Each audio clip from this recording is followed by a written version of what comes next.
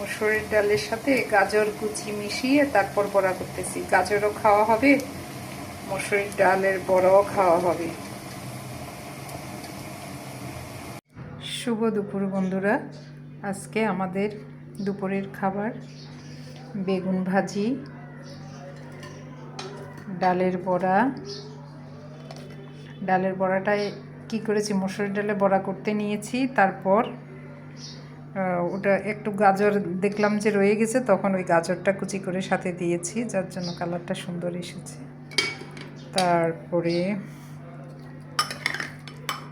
এই যে শাক ভাজি, বেতর শাক। এই হলো ভাজি টাজির ব্যাপার।